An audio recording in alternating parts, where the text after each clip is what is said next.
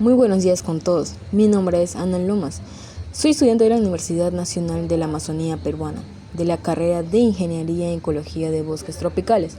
El día de hoy, junto a mi compañera Aralía Arevalo Urresti, vamos a desarrollar el tema Nomenclatura botánica y principios del Código Internacional de Nomenclatura.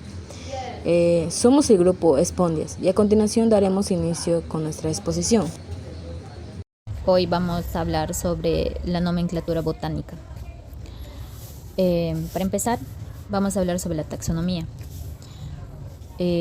Hablando del reino Plantae, podemos dividir a nuestro reino a plantas avasculares o vasculares. Las vasculares son aquellas que tienen vasoconductores bien definidos de la planta frente a las biofritas, que generalmente son plantas pequeñas, parecidas a las hierbas, pero no tienen una raíz definida y por lo tanto tienen otro filum u otra división. Cuando son briófitas, en cambio el reino Plantae tiene una división o filium llamado tracheofitas. ¿Sí?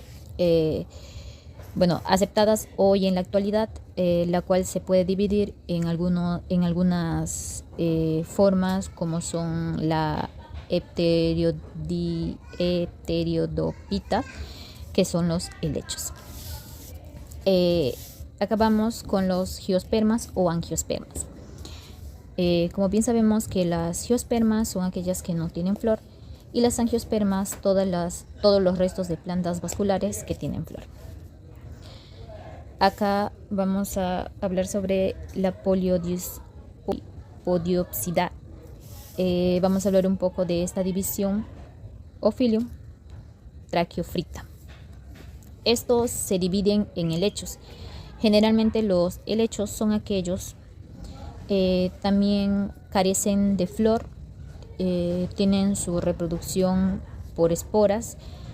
Entonces las características muy importantes, estas especies o plantas vasculares que se reproducen en lugares húmedos, no en lugares templados. Y las giospermas, como las pinopsidas, generalmente tenemos, por ejemplo, los pinos, cicas y cipres. Estas son muy características por tener forma de cono, llamado también coníferas, y la hoja que es forma de aguja. Avanzando ya las plantas que tienen flor, están los angiospermas, las manoliopitas, que tienen de órdenes que podemos tener las dicotiledoneas o magnoliopsidas. Por otra parte, las monocotiledoneas o liliopsidas.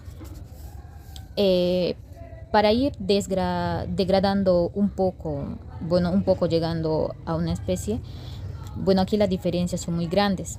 Ejemplos: por ejemplo, la monocotiledoneas liliopsidas tienen una sola nervadura que tiene generalmente sus hojas alargadas, ¿cierto? Que son más circulares, ¿ya? En cambio, las hojas de las dicotiledoneas magnoliopsidas tienen varias nervaduras, tienen diferentes formas las hojas y tamaños, o sea, de varios tamaños. En cambio, las flores es otra característica que se le puede reconocer generalmente. Las liliopsidas, que se puede reconocer generalmente las liliopsidas. Tienen forma o forman su flor, los pétalos y los sépalos, en múltiples de 3.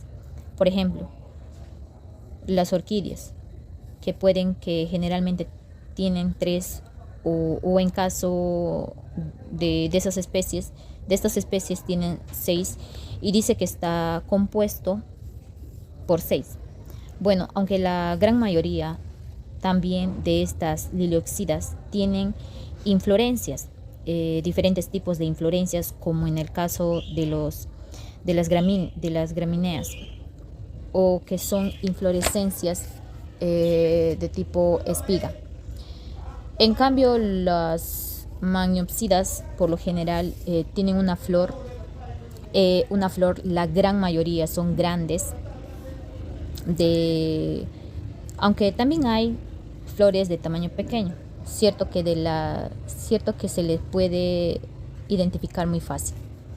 Y en cambio a su cotileno tenemos un cotileno que se reproduce las liliopsidas, o por dos los cotilenos que se van reproducidas a las magnoliosidas.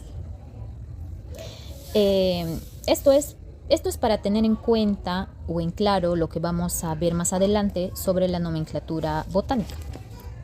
¿Okay?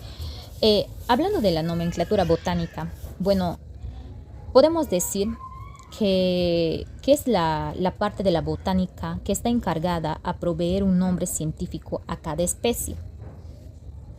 Cuando hablamos de nomenclatura, hablamos de código binominal, ¿sí?